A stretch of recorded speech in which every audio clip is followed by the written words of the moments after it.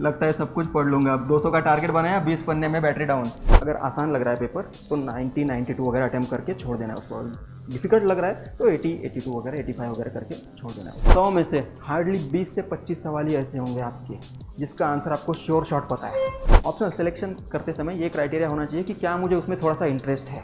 तो make sure कि अगर आपने जो ऑप्शन चूज़ कर लिया है उसमें क्लासेस भी आपको अटेंड करने ही पड़ेंगे। बिना टेस्ट सीरीज के तो होगा ही नहीं, ना जीएस में होगा ना ऑप्शनल में होगा। प्रीलिम्स, मेंस, इंटरव्यू, ऐसा यूपीएससी ने बोल रखा है। अब आप उसी स्टेज में अगर प्रिपेयर कर रहे हो, मतलब आप अपने पैर पे पत्थर मार रहे हो। फिर रात को 2 बजे उठा के मुझसे पूछो कि बता हड़प्पन फीचर्स आर्किटेक्चर के, तो मुझे बता देना नहीं चाहिए।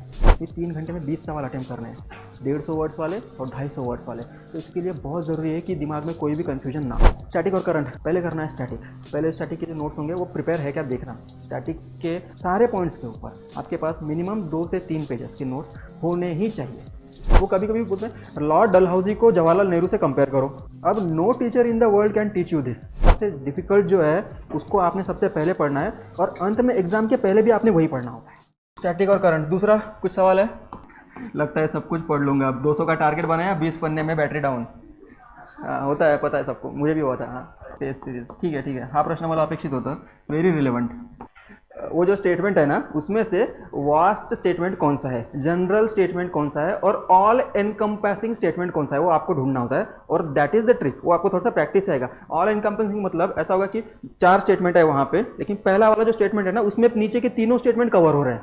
तो यू हैव टू सिलेक्ट कि चारों सही लग रहे हैं लेकिन तीनों स्टेटमेंट नीचे वाले जिसमें स्टेटमेंट में कवर हो रहा है ना उसको आपको टिक करना होता है। आपको बेनिफिट ऑफ डाउट जो होता है ना आपको ज्यादा मिलता है, उसमें गलत होने का चांस कम हो जाता है। हाँ, तो if you go very particular उस तरह के क्वेश्चंस में कि शायद मुझे यही लगता है कि यही एक ऑप्शन सही होगा और आप टिक करके आ जाते हो, लेकिन उसके ऊपर वाला भी ऑप्शन बराबर होता है, उसके नीचे वाला भी ऑप्शन थोड़ा थोड़ा ठीक होता है, लेकिन जो पहला ऑप्शन था उसमें वो तीनों ऑप्शन कवर किए होते हैं। तो in that case you have to choose option number 1। जो ज्यादा वाइडर होगा, जो ऑल एनकम्पासिंग होगा, जो जनरलिस्टिक स्टेटमेंट होगा ना उसको चूज करना होता है। डोंट गो वेरी पर्टिकुलर उसमें। अगर पर्टिकुलर को चूज किया तो हो सकता है सही है लेकिन गलत होने का चांस ज्यादा है फिर उसमें।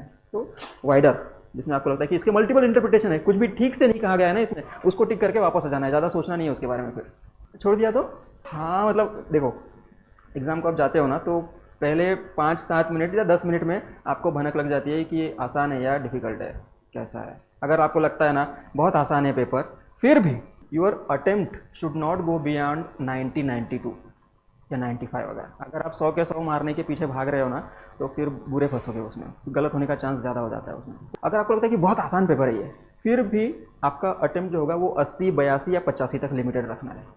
उसके नीचे अगर आ रहे हो ना तो फिर भी सिलेक्शन का चांस कम है, लेकिन उससे ऊपर भी जा रहे हो तो फिर भी सिलेक्शन का चांस कम है क्योंकि निगेटिव होने का चांस बढ़ जाता है। तो एक रेंज होती है उसकी, ऑप्टिमम रेंज जिसको हम बोलेंगे ना, कि अगर आपको लगता है 5-7 मिनट में आपने पेपर स्कैन कर लिया, कुछ भी नहीं आ रहा है इसमें से मुझे, उस सिचुएशन में भी आपको 80, 82, 85 तो अटेम्प्ट करने ही पड़ेंगे। क्योंकि आपने कितना भी पढ़ाई करके गए हो, मान लो 80, 82, 85 अगर अटेम्प्ट करके आए हो, फिर भी 20, 22, 25 तो गलत होंगे ही होंगे। 20, 22, 25 तो गलत होंगे, गारंटीड है। क्योंकि 10 सवाल है, जैसा मैंने बताया कि तुक्के मारने होते हैं। 10 सवाल में से मुझे पूछो, अगर साल भर पे पढ़ के रखा है, इतने सारे प्रीलिम्स वगैरह क्लियर किए, उसमें से 2 या 3 ही ऑप्शन मुझे पता क्वेश्चंस पता होते हैं कि जिसका आंसर श्योर शॉट यही है, इसके अलावा कुछ नहीं है। बाकी जो और 7-8 होंगे उसमें मैं क्या कर रहा हूँ, तुक्का मार रहा हूँ। तो मतलब थोड़ा सा लॉजिक लगा के तुक्का मार रहा हूँ, लेकिन ओवरऑल अप्रोच यही होना चाहिए कि अगर मैं 10 सवाल अटेम्प्ट कर रहा हूँ उसमें से 2-3 श्योर शॉट है और ऊपर वाले 5 जो है उसमें तुक्का मार रहा हूँ, तो कुल मिलाकर के मेरे 7 सवाल सही आने चाहिए। 6 या 7 सवाल, 3-4 गलत हो सकते हैं, वो होंगे ही होंगे, किसी के सही नहीं हो सकते उसमें। तो ओवरऑल अप्रोच क्या होगा आपका कि 10 अटेम्प्ट किए, 10 में से 6 या 7 मेरे सही सही सही सही आते जाने चाहिए, बाकी गलत होंगे ही होंगे। उसमें यू कैन नॉट एम्फसाइज कि नहीं मेरे 100% करेक्ट आने चाहिए, क्यों नहीं आएंगे, क्योंकि आपको 2 या 3 ही सवाल के श्योर शॉट जवाब पता है कि यही है, इसके अलावा कुछ नहीं है, बाकी सारा लॉजिक का खेल है, तुक्के लगाने वाला खेल। तो उसमें होता है थोड़ा सा एक्सपीरियंस से, विजडम से वो आ जाता है कि ये ज़्यादा सही है, ये ज़्यादा गलत है वगैरह, तो इस तरह का।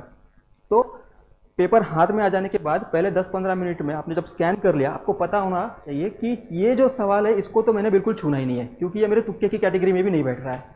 पहली बात तो ये, इसके बारे में मुझे कुछ पता नहीं है। दूसरा, इसमें तुक्का लगाने के लिए भी स्कोप नहीं है, कहीं पे पढ़ा नहीं है मैंने, कहीं पे सुना नहीं है, कभी सपने में नहीं आया, कभी डेजा वू नहीं हुआ इसके बारे में। अगर आसान लग रहा है पेपर तो 90, 92 वगैरह अटेम्प्ट करके छोड़ देना है उसको। डिफिकल्ट लग रहा है तो 80, 82 वगैरह, 85 वगैरह करके छोड़ देना है। उसके बाद ज़्यादा नहीं उसमें लालच दिखाना। एग्जाम हॉल में जब आप जाते हो ना, पहले थोड़ा सा प्रेशर होता है दिमाग में कि सारा का सारा अटेम्प्ट करना है, सबके चेहरे ऐसे गिरे हुए होते हैं, कोई ज़्यादा खुश हो रहा होता है क्योंकि कुछ भी नहीं पढ़ के रखा, मैं तो खेल है ना, मेरी मेहनत बर्बाद नहीं जाएगी क्योंकि मैंने मेहनत की ही नहीं है पहली बात तो। इस तरह के भी लोग होंगे वहाँ पे, तो आप एग्जाम में जाते हो ना तो थोड़ा सा प्रेशर होता है। तो शुरुआत में मान लो कि मेरा इकोनॉमिक्स अगर वीक है और शुरुआत ही मेरा मान लो कि सी वाला है और मान लो कि उसकी शुरुआत इकोनॉमिक्स से हो रही है, तो पहले दो सवाल जो है थोड़े से डिफिकल्ट लग रहे हैं। कुछ repo rate, reverse repo rate के बारे में बात करके लॉजिक नहीं लगा पा रहा है कि पैसे का सप्लाई बढ़ रहा है या कम हो रहा है। अरे छोड़ो जाने दो, अगले वाले पे जाएंगे, टाइम ज़्यादा जा रहा है ना क्योंकि 1 मिनट हो गया। अगले वाले पे गया, कुछ मॉनेटरी पॉलिसी के बारे में बात कर रहा है, फिजिकल पॉलिसी के बारे में बात कर रहा है, यहाँ पे कुछ बजट इकोनॉमिक सर्वे का आ गया, तो एक सवाल छूट गया, दूसरा सवाल छूट गया, तीसरा सवाल छूट गया ना, 5-6, हाँ तो बढ़ने लगता है। तो उसमें एक अप्रोच ये है कि जैसे जैसे आप अटेम्प्ट करते जाते हो, आपने मान लो 20 सवाल अटेम्प्ट कर लिए, 30 सवाल वगैरह अटेम्प्ट कर लिए, तो थोड़ा थोड़ा प्रेशर जो है ना दिमाग के ऊपर का वो कम कम होने लगता है और आपकी थिंकिंग थोड़ी सी क्लियर होने लगती है। जो क्लाउड होता है ना, जो फॉगिनेस होता है दिमाग में, वो थोड़ा थोड़ा कम होने लगता है। तो एक बार सवाल आपने पढ़ लिया, अगर सवाल आपको आना है तो पहले 10-15 सेकंड में ही आ जाएगा, नहीं तो आप उसके ऊपर 15 घंटा वेस्ट करो, वो नहीं आएगा आपको। पहले 15 सेकंड पढ़ लिए, repo rate, reverse repo rate, नहीं कुछ दिमाग में जम रहा है, कुछ फिजिकल फेडरलिज्म वगैरह के बारे में बात हो रही है, ये वो हो रहा है, यूनाइटेड स्टेट्स की पॉलिसीज के बारे में वगैरह कुछ बात हो रही है, नहीं जम रहा है मुझे, नहीं एडजस्ट हो रहा है, तो छोड़ दो, बाद में आना है उसको। जब थोड़ा सा टाइम बचेगा, जब थोड़ा सा क्लियर हो जाएगा, 20-25 सवाल जब अटेम्प्ट हो जाएगा ना, हाँ ठीक है मैं अभी भी कॉम्पिटिशन में हूँ, ये बात जब आप फील करोगे तो बहुत दिलासा देकर जाएगी। देखो थोड़ा सा बीपी फिर नॉर्मल हो जाएगा और थिंकिंग थोड़ी सी क्लियर होने लगेगी। दूसरा सवाल है, इसके ऊपर 10 सेकंड 15 सेकंड खर्चा किए, इसके ऊपर 10 सेकंड 15 सेकंड खर्चा किए, हो सकता है इसके बाद मेरा कंफर्ट वाला सेक्शन आ गया, ज्योग्राफी, अभिजीत सर ने पढ़ा के रखा था, अब मैं बताता हूँ तेरे को। 15-20 सवाल आ गए, 15-20 सवाल में से 5-7 सवाल जो थे स्ट्रेट फॉरवर्ड थे, आपको पता था सारा का सारा, लेकिन और 5-6 सवाल जो थे उसमें आपको पता है कि 10 में से 7 बार मेरा सही होने का चांस है, वो सारे के सारे आपने अटेम्प्ट कर लिए ज्योग्राफी। तो ये चलो इतनी भी बुरी हालत नहीं है मेरी, इकोनॉमिक्स में बुरी हालत है लेकिन यहाँ पे फिर शायद साइंस एंड टेक आ गया, यहाँ पे फिर हालत खराब हो गई, लेकिन उसके बाद फिर पॉलिटी भी आएगा ना, आर्ट एंड कल्चर भी आएगा, सर ने पढ़ा के रखा था। तो ऐसा ऐसा कर करके ओवरऑल आप देखोगे कि पहला पेज था, मान लो इस पर 5 सवाल थे, तो जो सवाल मैं अटेम्प्ट नहीं कर पाया वो मैं हेडर पे लिखता था, यहाँ पे 1 नंबर, 2 नंबर, 3 नंबर, 4 नंबर या 5 नंबर, हो सकता है कि सारे के सारे लिख दिए, इस पन्ने पे जितने भी सवाल है वो सारे सवाल मैंने वहाँ पे हेडर पे लिख दिए। अगले बार यहाँ पे गया, ज्योग्राफी आया, ज्योग्राफी के सारे मैं अटेम्प्ट करता चला गया। तो ये पहली रीडिंग है मेरी पूरे क्वेश्चन पेपर की, मतलब 100 सवाल मुझे स्कैन करने में हार्डली 1 घंटा लगेगा या 1 घंटा 10 मिनट लगेंगे, मतलब 100 के 100 सवाल में क्या होगा तब तक पढ़ चुका हूँ, मुझे पता है कि क्या किस तरह के सवाल है, किस तरह के सवाल मुझे नहीं आ रहे। उसके बाद जब दूसरी बार में आऊँगा, मान लो पहले अटेम्प्ट में मैंने 20 या 25 या हो सकता है कभी 30 भी सवाल अटेम्प्ट कर लिए, अब बचे हैं 70 सवाल मेरे लिए। दूसरे बार में जब आप आओगे तो आपको लग रहा है कि इकोनॉमिक्स वाला सेक्शन मुझे अभी भी हार्ड जा रहा है, उसकी तुलना में यहाँ पे पॉलिटी तुक्का मारना शायद मेरे लिए थोड़ा सा आसान है, क्योंकि स्टैटिक लक्ष्मीकांत से कुछ सवाल फंस रहे हैं यहाँ पे, तो इसको अटेम्प्ट करो। और जहाँ पे लिखा हुआ था, मान लो ये 12वां 13वां 14वां 15वां अगर सवाल था ना, यहाँ पे लिख के रखा था क्योंकि अटेम्प्ट नहीं किया था, तो इसको मिटाते जाना है ऐसे ऐसे। हर बार पूरा पेपर स्कैन नहीं करना है रडार लगा के, बहुत टाइम जाता है उसमें। जो सवाल आपने अटेम्प्ट नहीं किया ना वो ऊपर लिखना होता है उसका नंबर। पूरा पेपर अगर स्कैन कर रहे हो तो फिर थोड़ा कन्फ्यूजन हो जाएगा, क्योंकि आपने यहाँ पे क्वेश्चन को भी मार्क करके रखा है, फिर ऑप्शन को भी मार्क करके रखा है ना, जिसको अटेम्प्ट करना है उसको गोला बनाना था, जिसको अटेम्प्ट नहीं करना था वहाँ पे राइट मार के रखा, फिर कंफ्यूज जाते हैं कि मैंने क्या सोच के किया था यहाँ पे। तो आपका एक साइन लैंग्वेज होगी, उस साइन लैंग्वेज का यूज़ करना है। मैं हेडर पे लिखता था कि 1 2 3 4 5 इकोनॉमिक्स का कोई भी अटेम्प्ट मैंने नहीं किया। तो पॉलिटी मुझे लगता है कि मेरा एक्यूरेसी बैठने का चांस ज़्यादा है, तो फिर अगली बार मैं पॉलिटी करूँगा, उसके बाद फिर आर्ट एंड कल्चर वगैरह करूँगा, और सबसे डिफिकल्ट सेक्शन जो है वो इकोनॉमिक्स का। अब क्या हो गया, मान लो कि मेरे 90 सवाल अटेम्प्ट हो गए, अब इसमें फिर भी मेरा दिमाग नहीं लग रहा है, तो मैं छोड़ दूंगा सारे के सारे। हाईएस्ट एक्यूरेसी से लेकर के एकदम लोएस्ट एक्यूरेसी तक आपको जाना होता है। अगर जिसमें लो एक्यूरेसी बैठ रही है उसको आप शुरुआत में उठा रहे हो तो आपका टाइम जा रहा है, आपकी एक्यूरेसी भी कम है, तो अल्टीमेटली जो सवाल आपके सही आ सकते थे उसके प्रॉस्पेक्ट भी आप कम कर रहे हो।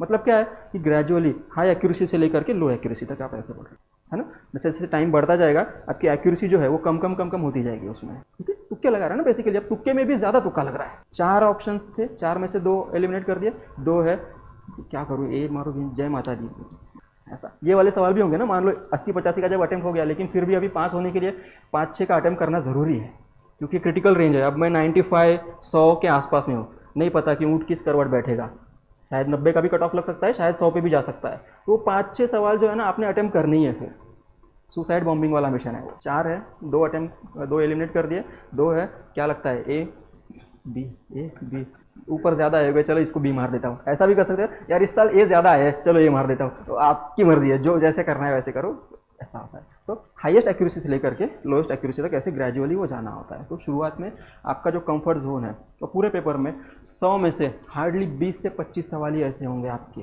जिसका आंसर आपको श्योर शॉट पता है, कि यही है। कभी 20 भी हो सकते हैं, कभी 25 भी हो सकते हैं, कभी 12-15 भी हो सकते हैं, उसके अलावा तो कोई दूसरा है ही नहीं। तो वो सवाल पहले अटेम्प्ट कर लेने, मतलब एक्यूरेसी के साथ, उसमें गलत होने का चांस ज़्यादा नहीं है, ज़्यादा, क्योंकि अगर आपको पता है ये 20 सवाल सारे के सारे आसान है, तो किसी और को भी पता है ना, तो वो जो है बेंचमार्क सेट हो जाता है कि सारे के सारे फिर उसी लाइन पे खड़े हैं आप। अगर उसमें आप गलती कर रहे हो तो मतलब खुद को ड्रैग कर रहे हो पीछे। तो वो जो हलवा सवाल बोलते हैं ना, एग्जाम में आया था, वो सवाल तो गलत होने ही नहीं चाहिए। 100 में से 20 सवाल होंगे, 25 सवाल, कभी 30 सवाल भी हो सकते हैं। जैसे 2016 का जो पेपर था, उसका कट ऑफ जो है 122 के आसपास गया था, 122 123 प्रीलिम्स का। तो उसमें हलवा सवाल बहुत सारे थे। उसमें वही बच्चा फेल हुआ जो हलवा सवाल गलत करके आया था एकदम। तो डिफिकल्ट वाले भी सवाल थे, लेकिन आसान सवाल। लक्ष्मीकांत में से स्ट्रेट फॉरवर्ड क्वेश्चन थे। ये जो मैगजीन्स होती है करंट अफेयर्स की, विजन की मैगजीन में से स्ट्रेट फॉरवर्ड बहुत सारे क्वेश्चन थे, 20-22 क्वेश्चन उसमें से ही थे। तो जिसने जिसने भी थोड़ा सा पढ़ के गया था, सारा का सारा मार के आ गए थे। तो कट ऑफ 122 तक पहुँच गया था। इसका देखो बेसिकली ऑप्शन सिलेक्शन का क्राइटेरिया यही होता है कि एक तो मुझे थोड़ा सा इंटरेस्ट होना चाहिए उसमें, दूसरा उसकी कोचिंग अच्छी से अवेलेबल होना चाहिए, तीसरा उसकी टेस्ट सीरीज अवेलेबल होनी चाहिए आपके सिटी में वगैरह। ये 3-4 ऐसे क्राइटेरिया होते हैं। इंटरेस्टिंग होना चाहिए इसलिए क्योंकि जितना आप जीएस पे टाइम दे रहे हो ना, मान लो 90 100 90 100 वगैरह स्कोर आ रहा है 4 जीएस मिला करके, किसी में 90 आ रहा है, किसी में 110, किसी में 100 वगैरह आ रहा है। लेकिन इन एनी केस ऑप्शन में 500 में से you have to get at least beyond 260 270 280 वगैरह, डिपेंडिंग, कोई साल कम हो जाता है, कोई साल ज़्यादा हो जाता है। तो अगर आप टाइम का डिस्ट्रीब्यूशन देखो तो ऑप्शनल में आपको बहुत टाइम देना पड़ता है एज कम्पेयर टू जीएस, क्योंकि ऑप्शनल का पेपर एक होगा, एसए का पेपर एक होगा और एथिक्स का पेपर होगा, जो आपको प्रोपेल कर देगा लिस्ट में। इसके अलावा जो जीएस 1 2 3 वाला पेपर होता है ना, उसमें बहुत रेंज नहीं होती कि किसी को 150 आ गए और दूसरे को 70 ही आ गए, ऐसा नहीं होता। सभी वही 20-25 मार्क के रेंज में। अगर बहुत अच्छा भी लिख के आए हो तो मान लो इकोनॉमिक्स पेपर, जीएस पेपर 3 में किसी को 115 मिल गए जो हाईएस्ट मार्क है, तो सबसे लो मार्क जिसके सिलेक्शन हो रहे हैं उसको भी एक 95 के आसपास ही होंगे। तो वो रेंज जो है ना ज़्यादा नहीं है, लेकिन ऑप्शनल में बहुत रेंज होती है। किसी किसी को वो 150 में और किसी किसी को 250-300 वगैरह भी मार्क होते हैं। तो ऑप्शनल सिलेक्शन करते समय ये क्राइटेरिया होना चाहिए कि क्या मुझे उसमें थोड़ा सा इंटरेस्ट है, क्या मैं ये चीज़ को दिन भर पढ़ सकता हूँ। मान लो सोशियोलॉजी में मुझे इंटरेस्ट नहीं है बिल्कुल भी, मैं नहीं पढ़ सकता उसको, तो don't take sociology. Public administration था मेरा, मुझे शुरुआत में बिल्कुल इंटरेस्ट नहीं था, बाद में इंटरेस्ट जिंदा करना पड़ा उसमें कि थोड़ा सा इंटरेस्ट मुझे, क्योंकि अब ले लिया है ना। और वो जो ऑप्शनल वगैरह होता है ना, वो ऐसा जाति की तरह चिपक जाता है आपको, जन्म से लेकर मृत्यु तक नहीं छुड़ा सकते आप उसको खुद से, क्योंकि साइकिल है ना। प्रीलिम्स आ गई, मेंस आ गई, फिर मान लो आपने मेंस लिख के आ गए, उसके बाद आपको पता चला कि नहीं इस बार मेरा परफॉर्मेंस अच्छा नहीं है, फिर भी you are hopeful for interview, शायद इंटरव्यू का कॉल आ जाए मुझे, और फिर इंटरव्यू का कॉल वगैरह हो गया, आपको पता चला कि ऑप्शनल दैट किल्स मी। लेकिन उसके बाद अब प्रीलिम्स है, तुरंत 1-2 महीने में अब नहीं कर सकते ना, ऑप्शन चेंज नहीं कर सकते, उसके क्लासेस भी करना पड़ता है, फिर 3-3 घंटा रोज कौन डालेगा, फिर चलो पुराना ये वाला ऑप्शनल है उसी को मैं रिफाइन कर लूँगा। तो ऑप्शन सेलेक्ट करते समय you have to be very careful कि ऐसा ऑप्शनल होना चाहिए जिसमें मुझे थोड़ा सा इंटरेस्ट आ रहा है, क्योंकि उसको ले करके बैठना पड़ता है। तो उसके लिए क्या है, मेरा ऐसा फिल्टर लगाया था कि ऑप्शनल कैसे सिलेक्ट किया जाए। तो प्रीवियस ईयर क्वेश्चन देखना है, जीएस 1 2 3 4 की पढ़ाई करने के बाद कौन से ऑप्शनल के पीवाईक्यू को मैं अभी अटेम्प्ट कर सकता हूँ, एकदम टेक्निकली नहीं, जनरली। मान लो जैसे पब्लिक एडमिनिस्ट्रेशन में एक सवाल होगा कि what are the reasons for rising corruption in India, या फिर डिक्लाइनिंग करप्शन भी हो सकता है, जैसे सरकार को लगता है कि भ्रष्टाचार कम हो रहा है 2014 के बाद से, तो वो पूछेंगे कि आपको उनके सुर में सुर मिलाना ही होता है ना। तो जीएस के बेसिस पे, जनरल स्टडीज़ के बेसिस पे क्या आप उस सवाल को अटेम्प्ट कर सकते हो। टेक्निकल टर्म्स होंगे वो ऑप्शनल में आएंगे, लेकिन जीएस में जनरलिस्टिक होगा ना, तो क्या जनरलिस्टिकली आप उस सवाल को अटेम्प्ट कर सकते हो। अगर इसका आंसर हाँ है तो go for that optional. Society का अगर सवाल पूछ रहे हैं कि what is the impact of globalisation on Indian caste system, अगर इस तरह का सवाल है और आपके पास कुछ पॉइंट है, 2-4 पॉइंट, थिंकर विंकर पार्ट छोड़ दो, लेकिन आप जनरलिस्टिकली उसको अगर एड्रेस कर सकते हो तो यू शुड गो फॉर वो सोशियोलॉजी वाला ऑप्शन। या पॉलिटिकल साइंस में भी ऐसे होता है, इंटरनेशनल रिलेशंस में आपको इंटरेस्ट है, आपको पता है कि ईरान इजराइल का गला क्यों घोटना चाहता है, थोड़ा सा 2-4 रीजन्स अगर आपको पता है तो go for that. Don't go to theory, Mandala theory वगैरह क्या है, चाणक्य ने कौटिल्य ने वगैरह क्या बोल गया, वो सब पता होने की जरूरत नहीं है। जीएस के बेसिस पे अगर आप अटेम्प्ट कर सकते हो तो उसको उस तरह से सिलेक्ट कर लो, लेकिन फिर क्लासेस करना बहुत ज़रूरी हो जाता है। जीएस में एक होता है लिमिट कि मान लो आपको क्लासेस को जाने का मन नहीं है, या आपको लगता है कि बहुत ही जनरलिस्टिक ही चल रहा है, सर जितना 3 घंटे में पढ़ा रहे हैं उतना मैं 1 घंटे में ही रूम पे पढ़ रहा हूँ, तो ये आपके पास ऑप्शन जीएस में है, लेकिन ऑप्शनल में नहीं। ऑप्शनल में आपको क्लास में बैठना ही पड़ता है। तो मेक श्योर कि अगर आपने जो ऑप्शनल चूज़ कर लिया है उसमें क्लासेस भी आपको अटेंड करने ही पड़ेंगे, क्योंकि यूपीएससी के नोटिफिकेशन में उन्होंने मेंशन करके रखा है कि जनरल स्टडीज़ जो है वो अंडर ग्रेजुएट लेवल का होता है और ऑप्शनल जो है वो पोस्ट ग्रेजुएट लेवल का। तो आपकी जो डेप्थ है कि he is some serious student of that discipline, वो दिखना चाहिए उसमें। वो डेप्थ तभी आएगी जब कोई आपको हैंड होल्डिंग करके सिखाएगा कि बेटा आंसर इस तरह से लिखे जाते हैं। ये थिंकर जो बोल रहा था वो नहीं है जो तू समझ रहा है, बोल कुछ और रहा है, आप समझ कुछ और रहे हो। तो उसमें डेप्थ चाहिए होती है। तो you have to make sure कि आपने ऑप्शनल वो चूज़ किया जिसमें आपको थोड़ा सा इंटरेस्ट है। दूसरा, उसका कोचिंग आपको करना कंपलसरी है। जीएस में आपको ठीक है नहीं करना है मत करो, जीएस 4 की क्लासेस नहीं करना है मत करो, 2 के मत करो, कुछ भी मत करो, लेकिन ऑप्शनल का आपको कंपलसरीली करना ही पड़ता है।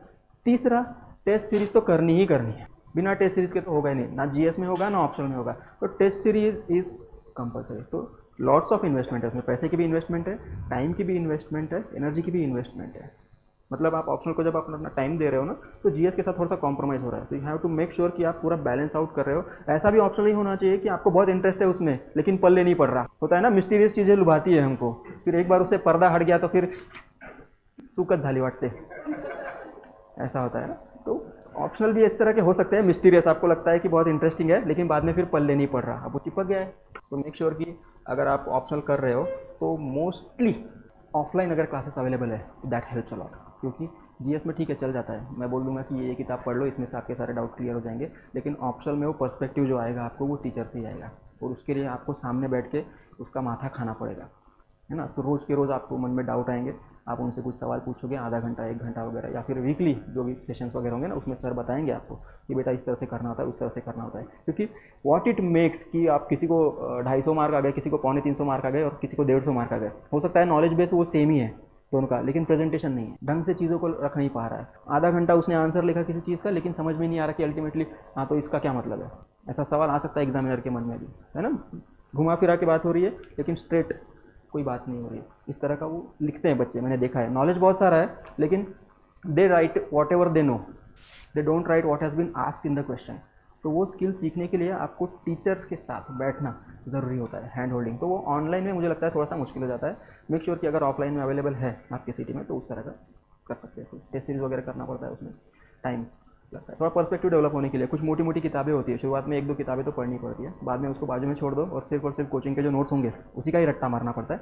लेकिन once in a lifetime वो थोड़ी मोटी किताब पढ़नी पड़ेगी। एग्जाम के लिए ज़्यादा यूज़ नहीं होगा, एग्जाम के 2-4 दिन पहले आपके टेबल पे वो एंट्री हेवुड वगैरह वो किताब नहीं होगी, लेकिन once in a lifetime उसको पढ़ना पड़ता है। मेरा जो अप्रोच रहा है यूपीएससी का, मैं कभी करंट के पीछे नहीं भागा। क्यों? मुझे पता है ना 10 में से 2-3 सवाल जो होंगे वो श्योर शॉट होंगे, बाकी सवालों में मैंने तुक्का लगाना है। तो मेरा जब तुक्का लग रहा है या नहीं लग रहा है वो इस बात पर निर्भर करता है कि मेरे स्टैटिक के ऊपर कॉन्सेप्ट क्लियर मेरे है या नहीं, मेरा कितना कमांड है उसमें। मान लो सर स्टैटिक का सारा सिलेबस है जीएस 1, 2, 3, 4 का मेरा, उसको अगर मैंने पहले तैयार करके रखा है स्टैटिक का सारा, हो सकता है 2 साल पहले के प्रिंटेड नोट्स है, हो सकता है 3 साल पहले के प्रिंटेड नोट्स है, उसके ऊपर करंट का एडिशन करना कोई बहुत बड़ी बात नहीं है। लेकिन अगर आप यूपीएससी प्रीलिम्स के नाम पे बस करंट अफेयर्स पढ़ रहे हो, बस करंट अफेयर्स उठा रहे हो और स्टैटिक का आपको कुछ भी पता नहीं है, तो everything will be washed out. Current में से क्वेश्चन कितने आएंगे?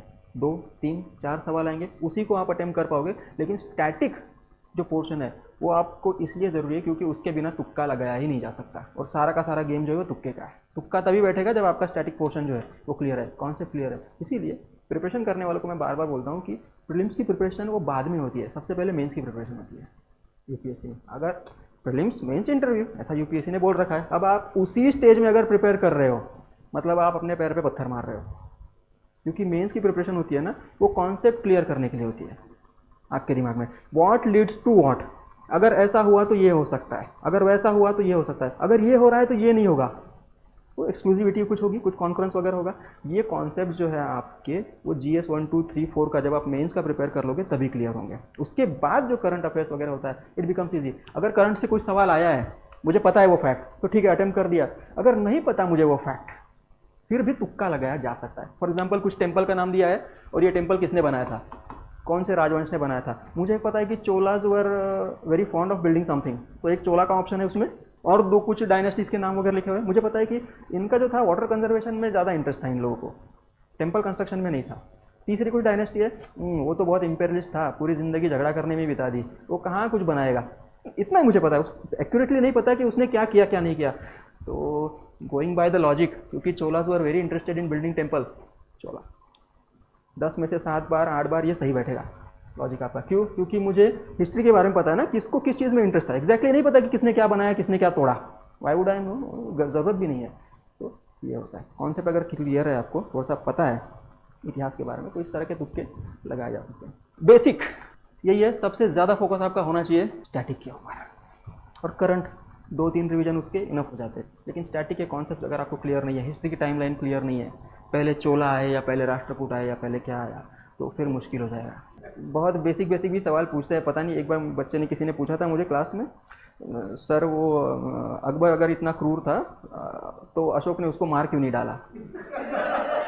तो मैंने ऐसे पेन ऐसे पटकी मैंने बोला बस अब मुझे कुछ सुनने की इच्छा नहीं रही, मैं पूरा एनलाइटेंड हो गया हूँ आज।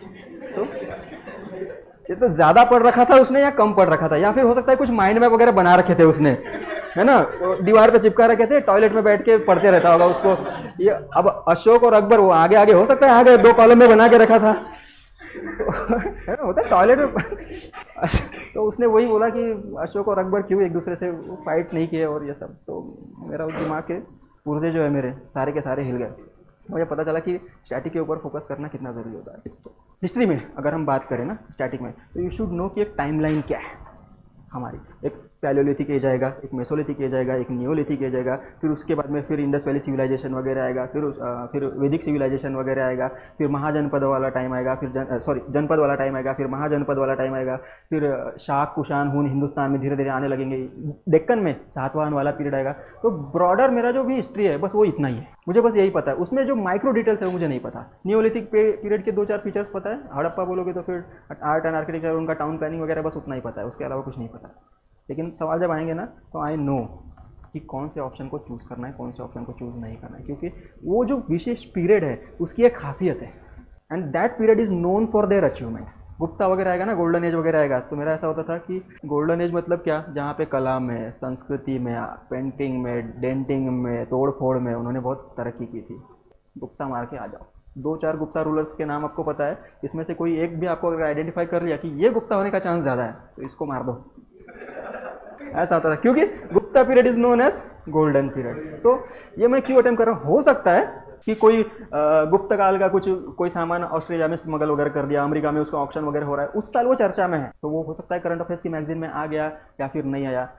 लेकिन it does not matter, as long as I know Gupta period की खासियत क्या है। मैं तुक्का मार के आ जाऊँगा, 10 में से 7 बार सही बैठ रहा है, उतना ही चाहिए मुझे। ज़्यादा अगर मार्क्स आ गए प्रीलिम्स में तो फिर यूपीएससी पीछे पड़ जाएगी। हुआ था ना ऐसा एक बार, किसी को 150-200 आ गए थे, तो प्रीलिम्स में उसने कुछ झोल किया था, बाद में मेंस में उसके पीछे वो आईबी के लोग लगा दिए फर्जी डमी बिठा करके, तो बाद में पता चला वो कान में हेडफोन लगा के मुन्ना भाई वाली एग्जाम कर रहा था। प्रीलिम्स में इतना क्यों, अगर नहीं आ रहा है तो छोड़ना चाहिए ना, थोड़ा सा नकल करने में अकल चाहिए ना भाई। सारे के सारे मार्क आ गया, किसी ने बताया मुझे 180-190 कुछ मार्क आए थे। तो जब यूपीएससी वो सारा स्कैन करेगी और फिर प्लॉट करेगी, ये कौन है एरियन, इसको कैसे इतने आ गए, सब लोग 90 पे स्ट्रगल कर रहे हैं, तो तुरंत वो नज़र में आ गया, तो उसके पीछे लगा दिया किसी को। केरल में हुआ था शायद ये केस, तो बिठा दिया उसके पीछे 2-4 आईबी वालों को। तो उन्होंने क्या किया, जब मेंस लिख रहा था वो, तो पहले 2-3 पेपर तो लिखने दिए भाई, मस्त एविडेंस वगैरह कलेक्ट किया उससे कि क्या कर रहा है, बीच बीच में उठ के कहाँ जाता है, नेटवर्क वगैरह ढूंढता होगा, कभी किरकिर आवाज़ आ रही है, नहीं सुनाई आ रहा ढंग से, ऐसा कर रहा था, तो बैठा रहा। फिर अंत का जो पेपर था, बेचारे से पूरी मेहनत करवाई उन्होंने, है ना, इससे लिखवा लिया, जीएस के 3 पेपर लिखवा लिए, अब आखिरी का जो एथिक्स का था बस खत्म होने ही वाला था, फिर आ गए अरेस्ट वारंट लेकर के उसको उठा दिया, क्योंकि ज़्यादा मार्क्स, तो ज़्यादा मार्क्स आने भी नहीं है, किसी की नज़र में आना भी नहीं है। हो सकता है कि मुझे सब कुछ आता है, फिर भी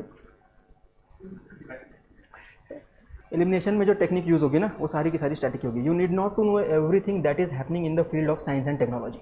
जो कुछ भी डेवलप हो रहा है, रोज़ कुछ ना कुछ नया आ रहा है, लार्ज लैंग्वेज मॉडल में कुछ कुछ आ रहा है, आर्टिफिशियल इंटेलिजेंस का कुछ इम्पैक्ट हो रहा है। वर्ल्ड इकोनॉमिक फोरम और वर्ल्ड बैंक तो पीछे ही पड़ गई है, रोज़ एस्टिमेट करती है कि कितने लोगों की जॉब जाएगी।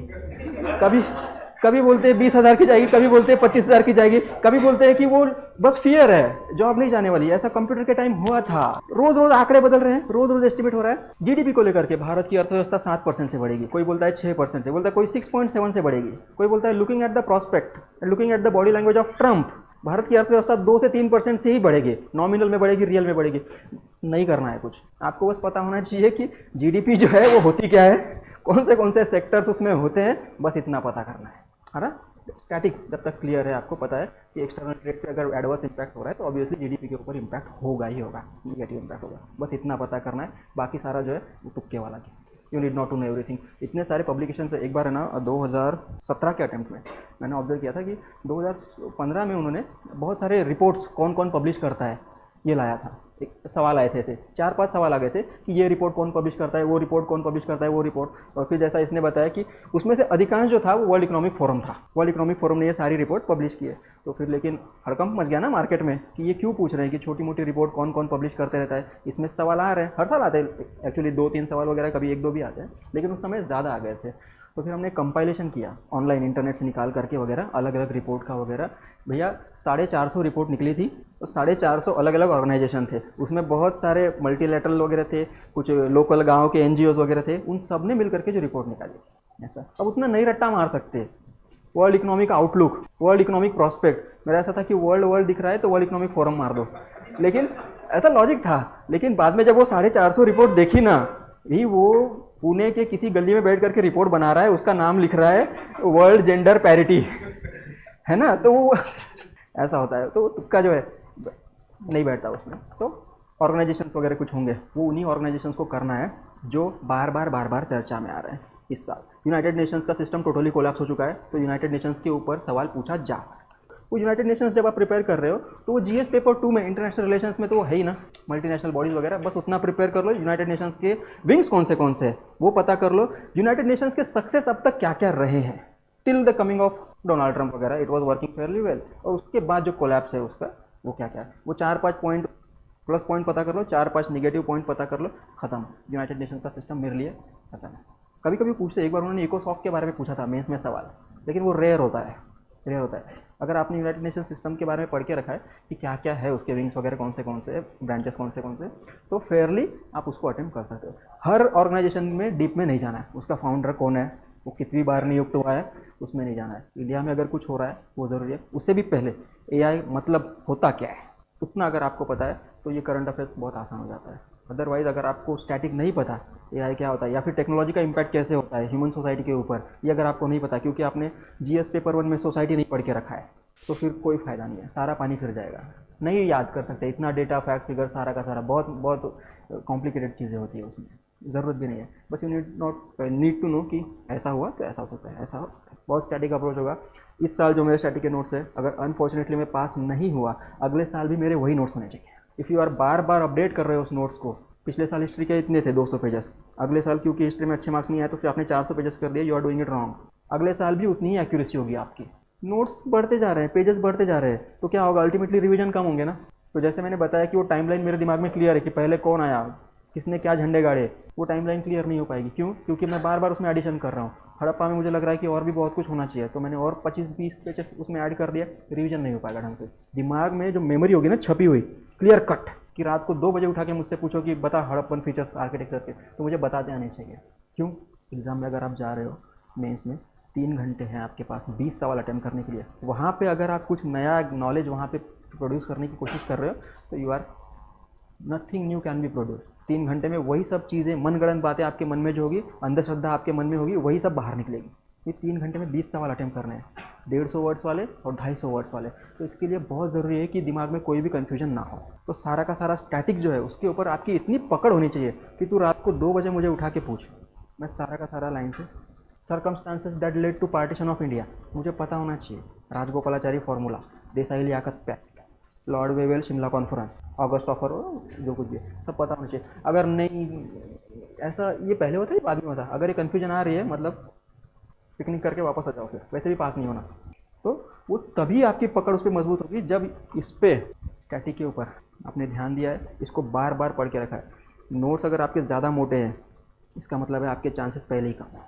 नोट्स अगर बहुत कम है, पतले, इसका मतलब फिर भी चांसेस कम है। तो एक ऑप्टिमम रेंज होती है। देखो जीएस 1, 2, 3, 4, उसमें से जीएस 4 का जो सिलेबस है वो सबसे छोटा माना जाता है, सबसे आसान माना जाता है। अगर आपने 0 से पढ़ना स्टार्ट किया फिर भी 1 हफ्ते में जीएस 4 सारा का सारा निपटाया जा सकता है नोट्स के साथ। अगर क्लासेस नहीं करने हैं तो सारा का सारा पढ़ के रखा है और उसमें एक आधा रिवीजन वगैरह बाद में किया जा सकता है। इस तरह से जीएस 2 और जीएस 3 जो है इट कॉन्स्टिट्यूट ऑलमोस्ट 70, 75 या 80% ऑफ योर सिलेबस, तो बहुत बड़ा है।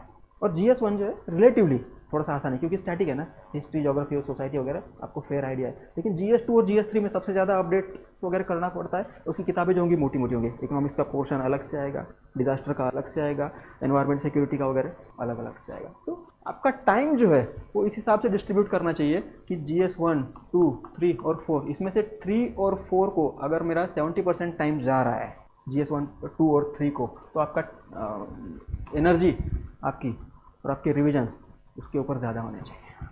और GS1 अगर मान लो मैंने 250 पेजेस में निपटा दिया सारा का, हिस्ट्री ज्योग्राफी और सोसाइटी के नोट्स मेरे 250 में आ गए, तो GS4 ऑलमोस्ट 100 पेजेस में सारा का सारा आ जाएगा। कभी 70 भी हो सकता है, आपने अगर खुद से बनाया है किसी किताब में से वगैरह या फिर कोचिंग के नोट्स वगैरह, तो कभी 70 पेजेस में कभी निपट जाएगा, कभी 100 में। तो बचे हुए पेजेस क्या होंगे GS2 और GS3 के लिए। प्लस ऑप्शनल जो है आपका, जो भी ऑप्शनल है, पॉलिटिकल साइंस हो, पब्लिक एडमिनिस्ट्रेशन हो, it should not go more than 1000 pages, handwritten, printed वाले नहीं, हैंड रिटन। अगर 1000 से ऊपर वो पेजेस जा रहे हैं आपके ऑप्शनल के, इसका मतलब है आप रिवीजन कर ही नहीं पाओगे।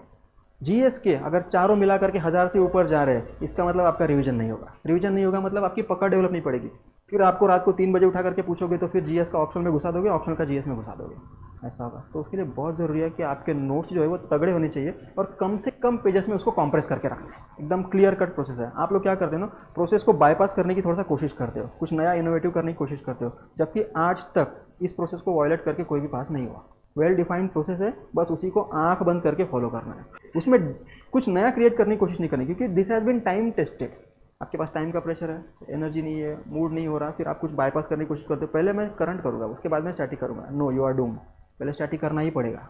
एक क्लियर कट प्रोसेस है। पहले क्या करना होता है, पहले मेंस का करना होता है, फिर प्रीलिम्स का करना होता है, फिर ये इस प्रोसेस में छेड़खानी नहीं करनी है। हाँ, आप ज़्यादा से ज़्यादा क्या कर सकते हो कि ज़्यादा इंटेंसिटी, ज़्यादा एनर्जी, ज़्यादा एंथुजियाज्म के साथ उसको जल्दी से जल्दी कवर कर सकते हो, बस उसमें छेड़खानी नहीं करना है। उसमें छेड़खानी अगर आप कर रहे हो ना, तो you are killing your chances. 2 attempt के 4 अटेम्प्ट जाएंगे, 4 के 6, ऐसा हो सकता है। तो एक वेल डिफाइंड प्रोसेस है कि प्रीलिम्स की तैयारी, मेंस की तैयारी कैसे की जानी चाहिए, उसमें पर्टिकुलरली क्या करना चाहिए। नोट्स अलग अलग हो सकते हैं, लेकिन उस नोट्स को हैंडल कैसे करना है, कौन से सब्जेक्ट के कितने रिविजन वगैरह करने होते हैं, वो सब कुछ वेल डिफाइंड प्रोसेस है। अधिकांश बच्चों का समय इसी में जाता है। अभी आप मुझे मिल रहे हो, अगर आपने, हम अभी बात कर रहे हैं, अगर आपने प्रोसेस को स्ट्रिक्टली फॉलो नहीं किया या आप अभी भी कंफ्यूज हो कि कैसे करना होता है, तो अल्टीमेटली होगा ये कि एग्जाम के एक दिन पहले आप मुझे आके मिलोगे, बोले सर एग्ज़ाम पास कैसे करनी है, यही सवाल पूछा जाएगा। क्यों? क्योंकि दिमाग जो है आपका, वो पढ़ाई करने से ज़्यादा उसको बाईपास कैसे करूँ, कुछ निंजा टेक्निक मिलेगी क्या मुझे, इसमें ज़्यादा जा रहा है। तो एक वेल डिफाइंड प्रोसेस है, बस आपने उसमें एनर्जी लगानी होती है, एंथुसियाज्म लगाना होता है, ताकि जल्दी जल्दी कवर हो सके। बाकी जो पाथ है वो सेट है ऑलरेडी। बार बार ना वो बैलगाड़ी जाती है खेत में से, तो एक रूट सेट हो जाता है, अगली बार कोई भी बैलगाड़ी उसके बाहर से नहीं जा सकती, तो वही बैलगाड़ी की रूट आपके लिए सेट है, उसी में से जाना है, बस जल्दी जल्दी जाना है। नया कुछ डिज़ाइन करने की कोशिश मत करना, पहिया फंस जाएगा, बैल भी फंस जाएंगे। स्टैटिक और करंट समझ में आया? पहले करना है स्टैटिक। पहले स्टैटिक के जो नोट्स होंगे वो प्रिपेयर है क्या देखना। स्टैटिक के हर सिलेबस का पॉइंट जो है आपके पास वो रखना प्रिंट आउट करके, और उसमें माइक्रो सिलेबस नाम का एक कॉन्सेप्ट होता है। गूगल पे जाओ, माइक्रो सिलेबस सर्च करो, आपका भी होगा, कोचिंग का भी कुछ होगा, हाँ। तो माइक्रो सिलेबस देखना और आपके नोट्स देखना कोचिंग के, तो एक बार टैली करके देखना, फिर आधा घंटा वगैरह लग सकता है कि क्या हर पॉइंट के ऊपर सिलेबस के मेरे पास कम से कम 2-3 पन्ने के नोट्स है। अगर 2-3 पन्ने के नोट्स नहीं है तो तुरंत उसमें अपडेट करने की ज़रूरत है, वो 2-3 पन्ने ऐड करने की ज़रूरत है। सारे पॉइंट्स के ऊपर आपके पास मिनिमम 2 से 3 पेजेस के नोट्स होने ही चाहिए, क्योंकि GS में ऐसा होता है कि 1, 2, 3, 4 4 सब्जेक्ट है हमारे पास। तो GS1 में यू विल फाइंड कि बहुत बार ऐसे सवाल दिख रहे हैं, वो या तो GS पेपर 2 से लग रहा है वो, या तो GS पेपर 3 से आ रहा है। ज्योग्राफी में वो डिजास्टर मैनेजमेंट पूछते हैं। अगर आप सोच रहे हो कि डिजास्टर मैनेजमेंट मैं नहीं करूँगा क्योंकि मेरा ज्योग्राफी तैयार हो गया है, पता मैं से, तो इसीलिए बहुत ज़रूरी है, क्योंकि ये इंटरलिंक्ड है। चारों सब्जेक्ट का नॉलेज आपके पास पूरा होना चाहिए, फेयरली इनफ होना चाहिए।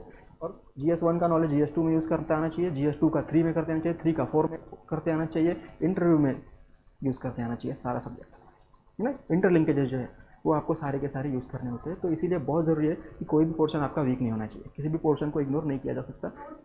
एक मेरा तो ये था अप्रोच कि अंधभक्त वाला, जब हमने क्लासेस किए थे क्या था कि टाइम नहीं मिला ना, कॉलेज से पास आउट हो गए थे, उसके बाद जॉब किया साल भर, फिर पापा ने बोला कि क्या दिहाड़ी मजदूरी करते रहता है, तो कुछ ढंग का कर ले। तो ढंग का क्या, उस समय भी चलता था, आज भी चलता है कि UPSC कर लो, लगता था कि उस समय ढंग का है। तो पापा ने भेज दिया, तो मुंह उठा करके तुरंत क्लास में चले गए। तो अब जितना सर पढ़ा रहे हैं एक लेक्चर में, उतना पढ़ने के लिए मुझे घर पे जाके कम से कम 8-10 दिन लग जाते। तो पहले मैं क्या करता था, सर आप कुछ भी बोलो मैं लिख के रखूँगा बस, ऐसा। तो सारे के सारे पहले एटलीस्ट मैंने नोट्स तैयार करके रखे थे, उसके बाद में जैसे जैसे मुझे टाइम मिलता गया उसको मैं प्रिपेयर करता गया। ये ऑब्सेशन मत रखना कि मैं पहले सारे कॉन्सेप्ट क्लियर करूँगा उसके बाद में फिर मैं नोट्स वगैरह बनाऊंगा, नहीं, टाइम वेस्ट हो जाएगा। You will start skipping the classes और आपके नोट्स भी प्रिपेयर नहीं होंगे। तो पहले नोट्स प्रिपेयर कर लो। सर जो भी लिखा रहे हैं, कुछ पीपीटी वगैरह दे रहे हैं, कुछ पीडीएफ हैंड आउट वगैरह दे रहे हैं, वो सारे के सारे जमा करके रखना, क्योंकि अल्टीमेटली आज जो मैं आप सबको बता रहा हूँ ना, उसमें से 99% कंटेंट तो कल सुबह तक इवैपोरेट हो जाएगा, कुछ भी याद नहीं रहेगा। जो आपके पास विजुअल मेमोरी में है, जो मैंने यहाँ पे कुछ घिचड़ मिचड़ करके रखा है, स्पाइडर क्रैप्स बना के रखे हैं, वही सब आपको याद रहेगा। तो सर जो कुछ भी एक्सप्लेन कर रहे हैं ना, ultimately it is going to evaporate from your mind. रहेगा क्या आपके साथ, वो आपके नोट्स रहेंगे। इसीलिए क्लासेस अगर कर रहे हो तो मेक श्योर कि आपके नोट्स कम से कम प्रिपेयर हो जाए, भले ही कॉन्सेप्चुअल क्लैरिटी थोड़ी सी कम होगी, है ना, किसी को ज़्यादा है किसी को कम है, क्योंकि कोई एनसीईआरटी पढ़ के रखा है, किसी ने ग्रेजुएशन में पहले से ही फर्स्ट ईयर सेकंड ईयर से पढ़ाई करके रखी है, किसी ने पैदा होते ही ठान लिया था कि मैं तो यूपीएससी करूँगा, तो उसने बहुत सिंसियरली 6th स्टैंडर्ड के बाद से एनसीईआरटी सारी चाट के रखी है ना। तो ऐसा depend, but we should, sir जो लिखा रहे हैं पढ़ा रहे हैं, हैंड आउट तैयार होना चाहिए। इसीलिए एक माइक्रो सिलेबस वाला पन्ना लो, डाउनलोड कर लो, और आपके जो नोट्स है कम से कम उसका इंडेक्स पेज भैया जा करके स्कैन करके देख लेना कि इसमें है या नहीं। हर पॉइंट के ऊपर 2-3 पन्ने के नोट्स उसमें से होने चाहिए। अगर नहीं है तो तुरंत अपडेट कर लो, क्योंकि उसके बिना पढ़ाई चालू ही नहीं हो सकती जब तक नोट्स नहीं है। तो पहले नोट्स अगर प्रिपेयर है, उसके बाद में रट्टा मारना चालू करो उसका। एक तो यह है कि आप खुद को कितना होशियार समझते हो। अगर आपको लगता है कि मैं बहुत स्मार्ट हूँ, है ना, इंजीनियरिंग में या इंजीनियरिंग में मुझे 55% वगैरह आ गए थे तो मैं स्मार्ट हूँ, 4th में एक बार मैंने फर्स्ट प्राइज़ जीता था तो मैं स्मार्ट हूँ। तो अगर आपको ऐसा लगता है, इन दैट केस आपके परसेप्शन पे मैं कुछ नहीं बोल रहा, अगर आपको ऐसा लगता है कि आप बहुत स्मार्ट हो तो मैं बोलूँगा डायरेक्ट कोचिंग के किसी नोट्स उठाओ और उसको पढ़ना चालू करो। अगर आपको लगता है कि नहीं यार मैं उतना भी स्मार्ट नहीं था, ज़िंदगी भर स्ट्रगल किया है मैंने काफ़ी, in that case you need to study NCERT 11th और 12th वाली। और आपको लगता है कि आप उससे भी ज़्यादा डम हो, 11th 12th वाली भी पल्ले नहीं पड़ रही, तो फिर 6 से लेकर के 12th तक की उठानी पड़ेगी। ये अल्टीमेटली आपका परसेप्शन है खुद के बारे में। तो ऐसा ज़रूरी नहीं है कि डम है मतलब वो डम भी होगा, हो सकता है कि उसका ह्यूमैनिटीज़ का एप्टीट्यूड नहीं है ना, उसको साइंस के बारे में ज़्यादा पता है, तो कोई इंजीनियर है, तो ऐसा डिपेंड्स। हो सकता है किसी का सीसैट का एप्टीट्यूड नहीं है, उसको रीजनिंग वगैरह नहीं जम रहा, लेकिन दूसरा जम सकता है ना, कॉम्प्रहेंशन वगैरह। ऐसा हर एक आदमी का अलग अलग होता है। लेकिन क्योंकि अब यूपीएससी चाहती है कि मछली, बंदर, कुत्ता हर कोई पेड़ पे चढ़ के दिखाए तभी आपको रैंक आएगी, तो आपको थोड़ा थोड़ा सीखना पड़ेगा, है ना। तो डिपेंड्स कि आपका ह्यूमैनिटीज़ का एप्टीट्यूड अगर है तो you can directly start with coaching वाले नोट्स, क्योंकि अभी फेयरली एलैबोरेट आते हैं सारे के सारे प्रिंटेड फॉर्म में। अगर आपको लगता है कि नहीं ह्यूमैनिटीज़ का एप्टीट्यूड मेरा कम है, अदरवाइज मैं होशियार हूँ लेकिन ह्यूमैनिटीज़ मुझे नहीं आ रही, तो you can start with NCERT 11th 12th वाली। अगर फिर भी नहीं आ रहा है, हालत बहुत ही ख़राब लग रही है, तो फिर 6th वाली उठाओ भैया, 6 से लेकर 12th तक का सारा पढ़ के रखना, ठीक है। 6th to 12th एनसीईआरटी, उसके बाद फिर कुछ रेफरेंस बुक वगैरह हैं। रेफरेंस बुक के नाम पे बेसिकली 2-3 ही किताब है, एक जीसी लियोंग है, एक लक्ष्मीकांत वगैरह है, और एक कुछ मिस कर रहा हूँ मैं, स्पेक्ट्रोमीटर, हाँ बस वही है। हाँ 2-3 ही किताबें पढ़नी है, उसके बाद straight away you can jump to coaching वाले नोट्स। फिर कोचिंग वाले नोट्स ये देखना कि कितने कॉम्प्रेस्ड फॉर्मेट में है या कितने एलैबोरेट है। अगर बहुत ज़्यादा डिटेल में है, वही 1000 वाली वर्ड लिमिट अगर पेजेस लिमिट अगर ब्रीच हो रही है, तो इसका मतलब है कि आपको खुद के नोट्स अब बनाने ही पड़ेंगे हैंड रिटन। अगर वो 1000 से कम में है और यू हैव फेयर आइडिया कि सोसाइटी में हमने क्या क्या डील करना होता है, वुमेन्स के ऑर्गेनाइजेशन, उनकी समस्या है, उनके अचीवमेंट्स वगैरह, अगर आपको फेयर आइडिया है तो बस वही है 1000 पेज वाला क्राइटेरिया, उसमें सारा का सारा है कि नहीं। अगर 1000 से ऊपर जा रहा है मतलब आपको फिर मेहनत करनी पड़ेगी। ब्लैंक पेजेस लो, उसमें से माइक्रो नोट्स वगैरह वो सारे के सारे टॉपिक जो है वो लिख के रखो, कम से कम बुलेट पॉइंट में लिखो। कुछ जो आपको नहीं पता है, थोड़ा सा आपको लगता है कि डिटेल में होना चाहिए, उस समय पैराग्राफ वगैरह बनाओ ऐसा करके, ओके। लेकिन स्टार्ट्स विथ नोट्स, बिना नोट्स के कोई भी एग्जाम यहाँ पे you can not simply go, कोई फ़ायदा ही नहीं है। नहीं, प्री और मेंस का नोट्स ऐसा कोई अलग अलग नहीं होता। जो बेसिकली नोट्स होंगे ना आपके, वो मेंस के पर्सपेक्टिव से ही तैयार होंगे सारे के सारे। जैसे हिस्ट्री ज्योग्राफी में क्या प्रीलिम्स और क्या मेंस है, सब एक ही है, सवाल पूछने का तरीका अलग है उनका। वो कभी कभी पूछते हैं लॉर्ड डलहौजी को जवाहरलाल नेहरू से कंपेयर करो। अब no teacher in the world can teach you this, कि प्रिडिक्ट ही नहीं किया था ना। लॉर्ड डलहौजी को उसकी अपनी जगह पे पढ़ा के रखा है आपने, नेहरू को फिर इंडिपेंडेंस आते आते पढ़ा के रखा है यहाँ पे। तो वो लिंकेजेस जो है वो रियल टाइम में आपको करने पड़ते हैं। डलहौजी की कौन सी पॉलिसीज थी, अच्छा ये करता था पोस्ट टेलीग्राफ वगैरह, रेलवे वगैरह, कैनल वगैरह, और नेहरू की ये पॉलिसी। अच्छा इंटीग्रेशन भी तो किया था उसने, नेहरू ने भी तो किया था पटेल को यूज़ करके। ऐसा जोड़ना होता है वो। तो इफ़ यू एक्सपेक्ट कि सारे के सारे यूपीएससी के सवाल जो है वो मेरे नोट्स में होने चाहिए, ऐसा होगा ही नहीं। Simply Dalhousie will be dealt in Dalhousie's place, Nehru will be dealt in Nehru place. Otherwise उसको कोई अंत ही नहीं है ना, कॉम्बिनेशन परम्यूटेशन कॉम्बिनेशन बहुत सारे हो जाएंगे, तो 1000 क्या 10,000 के ऊपर बस वही चला जाएगा, हिस्ट्री चला जाएगा। तो एक सिलेबस, उसके टॉपिक्स, उसके नोट्स, टाइमलाइन आपके पास सारा का सारा रेडी होगा। उसके बाद सारा का सारा स्किल्स जो है वो इंटरलिंकेजेस है। टेक्नोलॉजी का इस्तेमाल कभी कभी पूछते हैं वो एग्जाम में कि मैकेनाइजेशन का एग्रीकल्चर में विमेन के ऊपर क्या इम्पैक्ट हो गया। विमेन लेबर, पुरुष लेबर के ऊपर नहीं पूछा उन्होंने, विमेन लेबर के ऊपर पूछा है, क्योंकि खेतों में जो महिलाएं काम करती है और जो पुरुष काम करते हैं ना वो अलग अलग है टोटली। तो आपने एग्रीकल्चर अलग पढ़ के रखा है GS3 में, विमेन इंडियन सोसाइटी यहाँ पे सोसाइटी में पढ़ के रखा है, आपको अब जोड़ना है इसमें। तो ये स्किल है, वो आंसर राइटिंग का जब आप प्रैक्टिस वगैरह करते हो ना बार बार तो बातें बनाना आप सीख जाते हो। जैसे अभी मैं लगभग आपका 1-1.5 घंटा खा ही गया हूँ इसी तरह से, लेकिन सामने वाले को लगना भी नहीं चाहिए कि कुछ भी हवाई बातें हो रही है, ये उसको फील होते रहना चाहिए कि हाँ समथिंग रिलेवेंट। तो क्यों? क्योंकि GS3 का कुछ रिलेवेंट है और GS1 का कुछ रिलेवेंट है ना, मैं वो जोड़ के बता रहा हूँ, तो लगते रहता है आपको कि समथिंग रिलेवेंट। तो इसी तरह से ही अप्रोच होता है। आपके सारे के सारे जो नोट्स है, डोंट एक्सपेक्ट कि सारे सवाल आपके नोट्स में से आएंगे, ऐसा होगा ही नहीं कभी, लेकिन सारे सवालों के जवाब आपके नोट्स में से लिखे जा सकते हैं। हो सकता है पहले पेज में से 2 पॉइंट उठाए, 50वें पेज में से 2 पॉइंट उठाए, 100वें पॉइंट में से 2 पॉइंट उठाए, ऐसा कर करके 10 मार्क के सवाल में आपने 5-6 मार्क लेके आ गए एंड यू आर पास, ऐसा होता है। ठीक है, तो ऑब्सेशन मत रखना कि सारे के सारे सवाल मेरे नोट्स में से ही आने चाहिए, लेकिन एक ही ऑब्सेशन होना चाहिए कि सारे सवालों के जवाब मैं मेरे नोट्स में से ही लिखूंगा।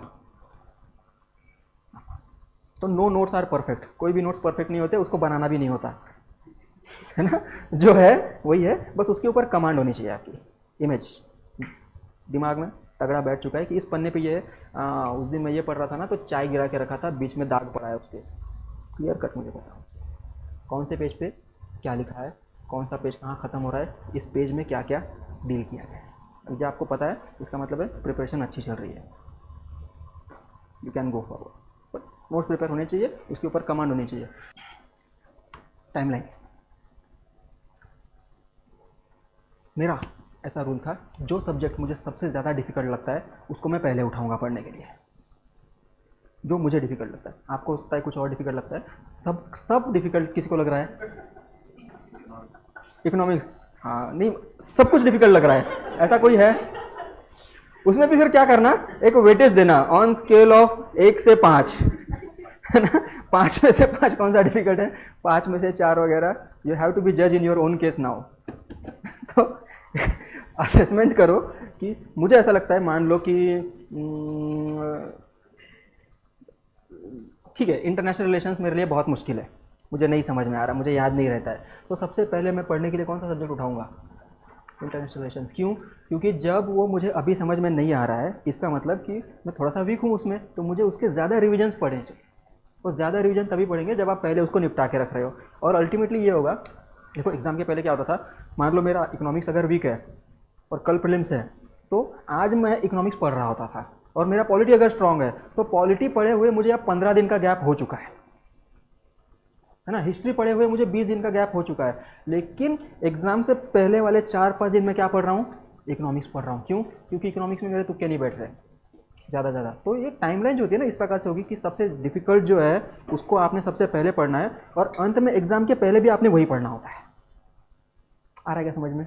थोड़ा, क्योंकि उसमें आपके नहीं बैठ रहे ना, एक्यूरेसी नहीं बैठ रही। तो डिसाइड करो कि आपके लिए सबसे डिफिकल्ट सब्जेक्ट कौन सा है, और नहीं होगा। यू विल फाइंड कि लक्ष्मीकांत को आप 10 बार पढ़ो या 4 बार पढ़ो, आपकी एक्यूरेसी उतनी ही बैठेगी। 10 बार पढ़ो, क्योंकि 2 बार पढ़ने के बाद जितनी क्लैरिटी आई है ना, 10 बार पढ़ने के बाद भी उतनी ही रहेगी, उसके बाद कुछ भी ऐड नहीं होगा, है ना। तो वो क्योंकि आसान है ना, आपके लिए हो सकता है आसान है वो लक्ष्मीकांत, तो 2 बार पढ़ लो, उसके बाद एग्जाम के एक दिन पहले पढ़ो या ना पढ़ो, डजेंट मेक मच डिफरेंस। सीधा एग्जाम में जाने के बाद अगर वो सवाल आना है तो आ जाएगा, नहीं आना है तो नहीं आएगा, दैट्स इट। लेकिन वो दूसरा सब्जेक्ट जो है, अगर आपको लगता है कि इकोनॉमिक्स मेरा वीक है, उसमें आ सकता है मुझे लेकिन नहीं आ रहा है, मतलब रिवीजन करने की ज़रूरत है, तो एग्जाम के 2-3 दिन पहले मैं रिवीजन करो। तो ऐसा नहीं होता कि सारे सब्जेक्ट को फिर इक्वल वेट देना है, इक्वल करना है, रात को आज अगर इकोनॉमिक्स पढ़ा है तो कल ज्योग्राफी पढ़ना है, फिर परसों, ऐसा नहीं होता। डिपेंडिंग ऑन स्ट्रेंथ और वीकनेस, शॉर्ट एनालिसिस जो होगा ना, वो स्ट्रेंथ, वीकनेस, अपॉर्चुनिटी, थ्रेट, तो जो आपका कमज़ोर एरिया है उसको पहले आइडेंटिफाई करो, उसको थोड़ा सा रिपेयर करने की, और that will never get repaired 100%, क्योंकि बेसिकली आपको नहीं जम रहा है वो। तो एक्सेप्ट इट कि मुझे नहीं जम रहा है, और अगर आप मैं उस पर और 10 घंटे भी लगाता हूँ, उसके लिए सिर्फ इकोनॉमिक्स का मॉड्यूल भी अगर लगाता हूँ, तो मुझे क्लैरिटी आएगी वो नहीं होगा। Ultimately you are wasting your time. आपको नहीं पल्ले पड़ रहा है ना तो नहीं पड़ रहा है, बस इतना करो कि वो कम से कम मुझे ड्रैग ना करे एग्जाम में, है ना। तो उतना कर लो, बेसिक मिनिमम प्रिपरेशन कर लो, आपका जो स्ट्रॉन्ग एरिया है उसके ऊपर काम करो और straight away go to the exam. मैं वही करता था, इकोनॉमिक्स मुझे नहीं जमता था तो मैं एग्जाम के 1-2 दिन पहले वही कर रहा होता था इकोनॉमिक्स। लक्ष्मीकांत पढ़े हुए 10-15 दिन हो गए, हिस्ट्री ज्योग्राफी पढ़े हुए उससे भी पहले 1 महीना पहले पढ़ा था। ज़्यादा से ज़्यादा क्या कर सकते हो, इंडेक्स पेज देख लो, ज्योग्राफी में क्या क्या होता है, जियोमॉर्फोलॉजी, अच्छा ये सब, ये पत्थर मिट्टी ये सब होता है, ठीक है, ओशियंस, वेदर पैटर्न, ये सब उतना देख करके चले जाओ। You have to be very aware, you have to be very conscious. Vedanta की जो फिलोसॉफी है ना, हिंदुइज्म में बोलती है कि वॉच योर थाट्स। आपको पता होना चाहिए कि मैं क्या सोच रहा हूँ और मैं क्यों बार बार उस कंफर्ट जोन में जा रहा हूँ, स्लिप कर रहा हूँ। नोइंगली अननोइंगली जाओगे।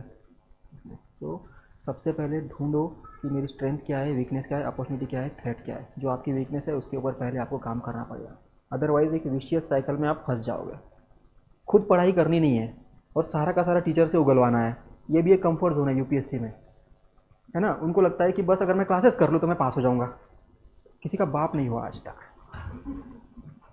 है ना। मैं यहाँ पे 2 घंटा चिल्लाऊंगा, उसके बाद बचे हुए 8-10 घंटे जो है वो आपको खुद से पढ़ना। तो 1-2 बार झटका मिला, फेल हो गए, उसके बाद लगता है कि पिछली बार ना विजन की टेस्ट सीरीज की थी, इस बार मैं किसी और की टेस्ट सीरीज करता हूँ, फिर भी नहीं हुआ, अब किसी और की टेस्ट सीरीज कर रहा हूँ। भाई तू पढ़ाई नहीं कर रहा है, तू बस इस दुकान से उस दुकान, उस दुकान से इस दुकान, दुकान से उस दुकान। न्यूट्रिशन ना तेरी जिम्मेदारी है। डॉक्टर क्या कर सकता है, बस दवाई दे सकता है ताकि वो तेरा न्यूट्रिशन तेरे बॉडी में एब्जॉर्ब हो। तू क्या चाहता है कि डॉक्टर सब कुछ दे मुझे। 8-10 घंटा जो हम कर रहे होते हैं ना, मैनेज कर रहे होते हैं अपने लाइफस्टाइल को, वो डिपेंड करता है कि आप कितने बीमार हो, है ना। डॉक्टर क्या कर सकता है, बीमार हो गया तो इसलिए गोली खा ले, ठीक से ठीक हो जाए। तो आप वो न्यूट्रिशन की तलाश में दवाखाने में घूम रहे हो, तो ये जो बेसिकली ना दवाखाना है, जो बीमारी है उसको दूर करने का, थोड़ा सा क्लैरिटी लाने का। Otherwise it is only up to you, you have to work on yourself. Coaching सारा एफर्ट्स आपके लिए नहीं उठा सकती, सिंपली ह्यूमनली पॉसिबल ही नहीं है वो, क्योंकि आप में से हर एक की स्ट्रेंथ क्या है, वीकनेस क्या है, आई कैन नॉट नो। तो आपको थोड़ा सा देखना पड़ेगा कि बार बार एग्ज़ाम जब पास में आने लगती है तो मैं पैनिक होने लगता हूँ। एग्ज़ाम आगे चली जाती है, जैसा एमपीएससी के केस में होता है, तो फिर मैं रिलैक्स मोड में हो जाता हूँ, मैं घर चले जाता हूँ, मैं पढ़ता नहीं हूँ। देखना पड़ेगा कि आप कहाँ पे गलत कर रहे हो। कंफर्ट जोन, वॉच, ऑब्जर्व करना खुद को कि क्या बार बार मैं इस तरह से क्यों सोचने लगता हूँ। जब आप ये पकड़ लोगे उसको, डन। माइंड के 3 लेवल होते हैं बेसिकली।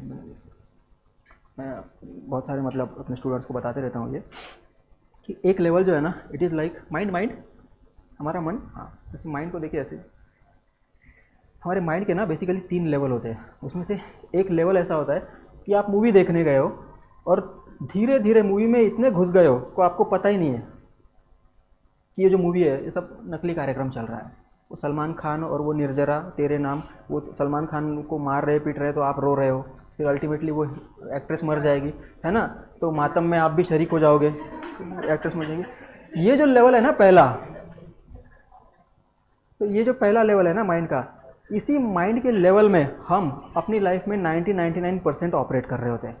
हमको नहीं पता होता है कि क्या चल रहा है, सिंपली रैंडम थॉट्स आते रहते हैं, हम उसको एंटरटेन कर रहे होते हैं। वही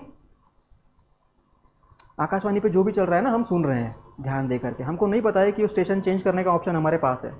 तो हम में से अधिकांश लोग जो है 99% टाइम वो लेवल 1 में ही ऑपरेट कर रहे थे। जो भी आंखों के सामने मूवी आ रही है, इमेजिनरी मूवी जो भी मैं सोच रहा हूँ उसी में बह करके जा रहा हूँ, और वो बार बार सेम मूवी रिपीट हो रही है, वही टेलीकास्ट चल रहा है, रोज़ रोज़ वही चल रहा है, वही पुराने थॉट्स, वही पुराने एस्टिमेट्स, वही पुराना दुख दर्द, वही सब चल रहा है। तो ये लेवल 1 है जो कि घातक है। लेवल 2 जिसके बारे में वो वेदांत फिलोसॉफी वगैरह वो सब, बुद्ध महावीर वो सब जो बात करते हैं ना, वो होता है कि वॉच योर थॉट्स, कि मैं क्या सोच रहा हूँ, इसको न्यूट्रल पर्सपेक्टिव से देखो। जैसे कि अब मैं मूवी देख रहा हूँ ना, तो मैं मूवी में खो नहीं जाऊँगा, मैं सलमान खान के दुख में शरीक नहीं हो जाऊँगा। मैं क्या करूँगा, गाना अच्छा है तो वो ओढ़नी ओढ़ के नाचेगी ना वो, तो यू विल नोटिस कि ये चिकनकारी का काम है, लखनऊ, ये कलमकारी आंध्र प्रदेश। इसका मतलब क्या, you are closely watching what is going on in front of you और in your mind without judging. बस आप गेम का मजा ले रहे हो कि क्या चल रहा है वहाँ पे। ये लेवल 2 होता है, ठीक है, व्हेन यू आर ऑब्जर्विंग कि क्या चल रहा है। और जब आपको पता चल जाए कि ये ऐसा नहीं चलना चाहिए था, यू कैन स्टॉप, मतलब आपके हाथ में कंट्रोल आ सकता है। और तीसरा लेवल जो है माइंड का, वो यही है कि take control of your thoughts and emotions in your hand. इसका मतलब ये नहीं है कि इमोशनली न्यूट्रल हो जाना है, कभी ज़िंदगी में दुख दर्द होगा ही नहीं, खुशी या गम होगा ही नहीं, वो होगा, लेकिन you have to take charge. कितने देर तक उसको एंजॉय करना है ना, वो आपके हाथ में होगा। दुख को भी एंजॉय किया जा सकता है, सुख दुख सब कुछ, ईर्ष्या होगी, जलन होगी, लालच आएगा, मन में लस्ट उठेगा, वो सब एंजॉय करना है, लेकिन कितने देर तक करना है, that control should be in your hand. तो ये 3 लेवल होंगे माइंड के। जिसको पता चल गया कि ये दूसरा लेवल कुछ होता है और तीसरा लेवल कुछ होता है, he will not waste his time, he will not slip in that comfort zone. क्योंकि माइंड में कुछ थॉट आ रहा है, आप उसको बिना ट्रीट किए आप सिंपली उसके साथ बहते जा रहे हो, मतलब आप मूवी में खो गए हो। अब सलमान खान की पिटाई हो, उसको भी दर्द उतना ही होगा, आपको भी दर्द उतना ही होगा। लेवल 2 में यू नो कि व्हाट इज गोइंग ऑन वहाँ। लेवल 3 में you direct the movie, no no no I don't want her to die.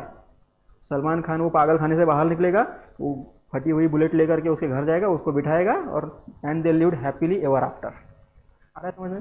तो यू हैव टू अचीव वो तीसरा वाला level, take charge of your thoughts, take charge of your emotion. इसका मतलब ये नहीं कि इमोशनली बिल्कुल न्यूट्रल हो जाना है, पत्थर हो जाना है, सब कुछ आएगा लेकिन कंट्रोल्ड होगा, depending on the situation, depending on the circumstances and what benefits me in the long term, ये सोच करके उसके ऊपर नियंत्रण प्राप्त करना है।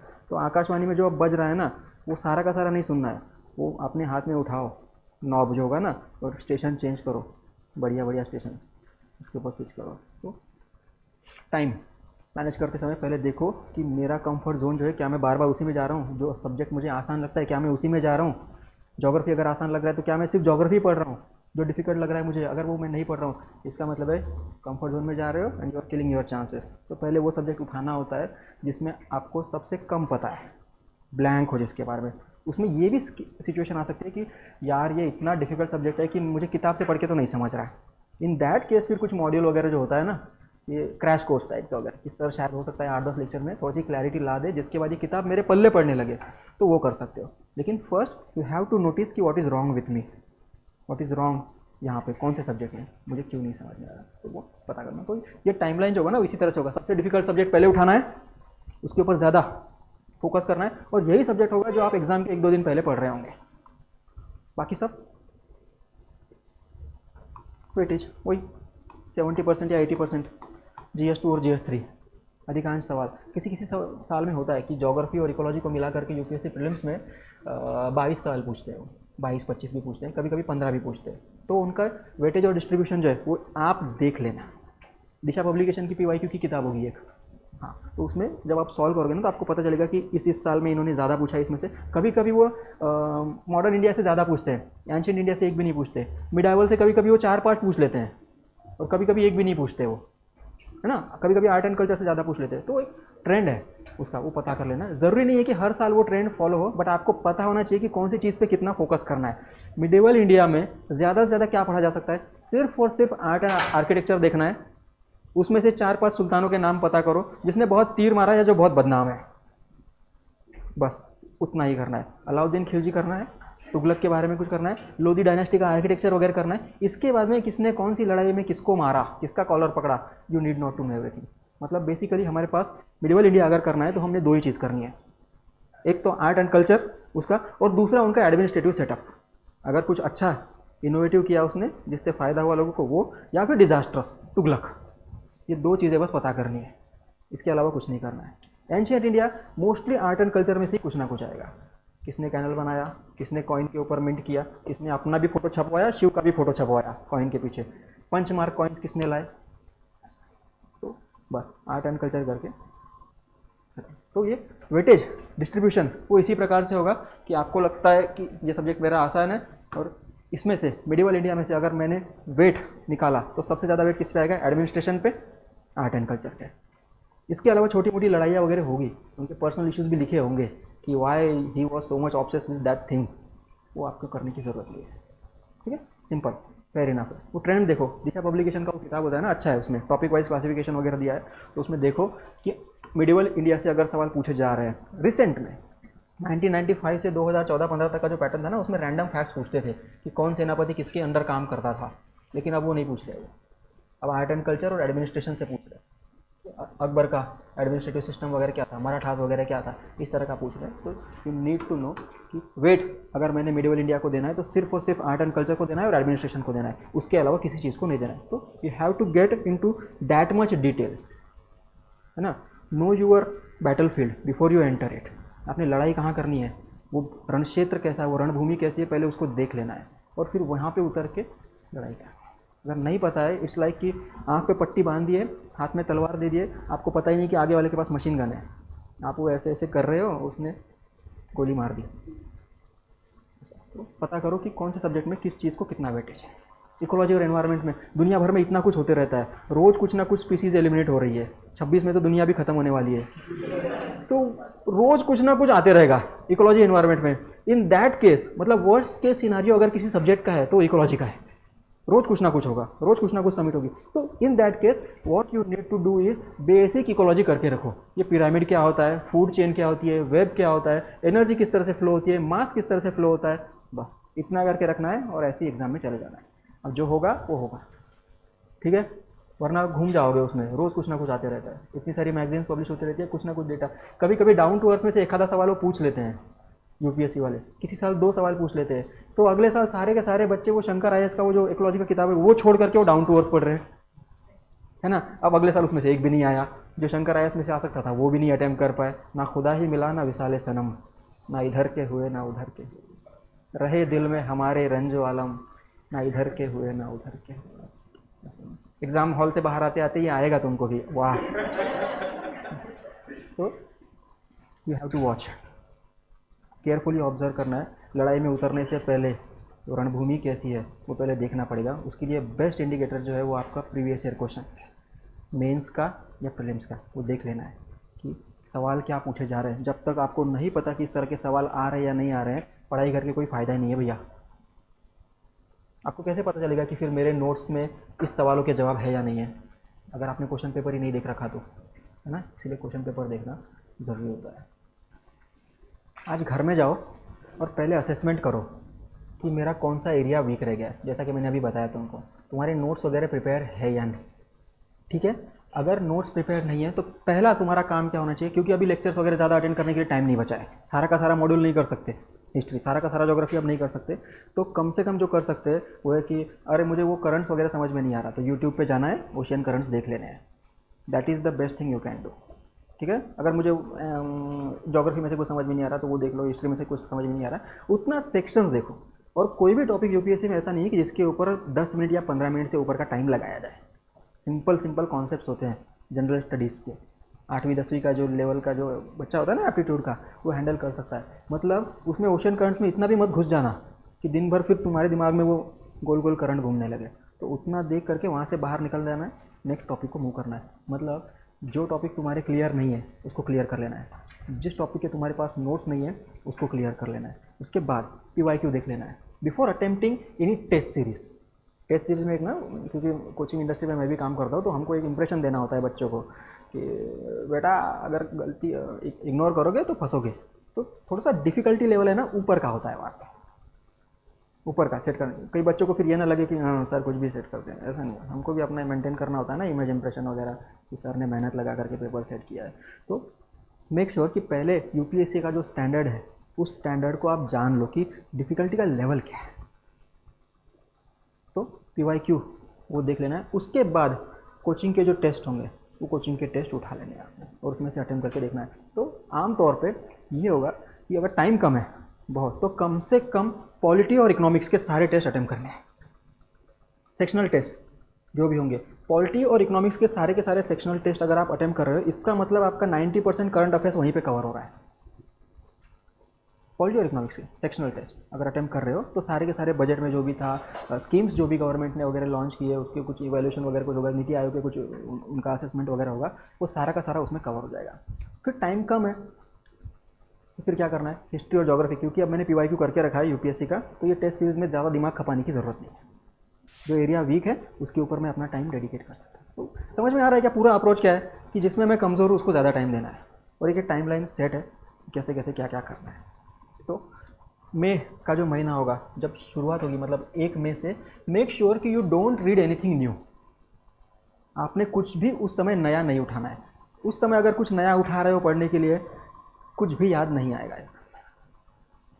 वो एग्ज़ाम में आएगा या नहीं वो बात अलग है, लेकिन वो एग्ज़ाम में आएगा ही, आपको याद नहीं आएगा उस समय। तो जो कुछ भी नोट्स आपके रिपेयर करने हैं, डेंटिंग पेंटिंग करनी है, जो कुछ भी कॉन्सेप्ट आपने क्लियर करने हैं वो अभी करना है।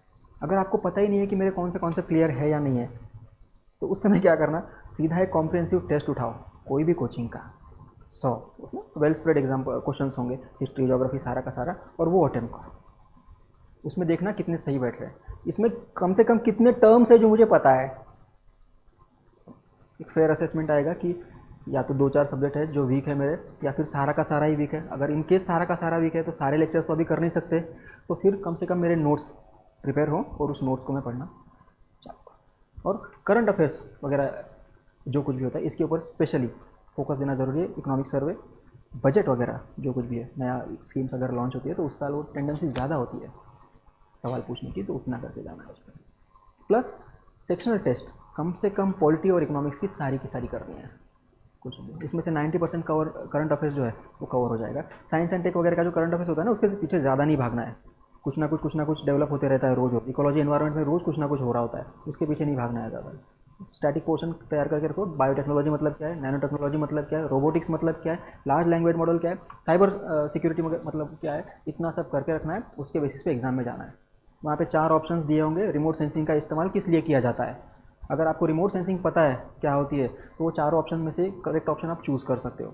अदरवाइज चीन ने सैटेलाइट छोड़ा, ईरान ने छोड़ा, इजराइल ने छोड़ा, किसने छोड़ा, कौन से बैंड में ऑपरेट करता है, ये सब पता करना ज़रूरी नहीं है।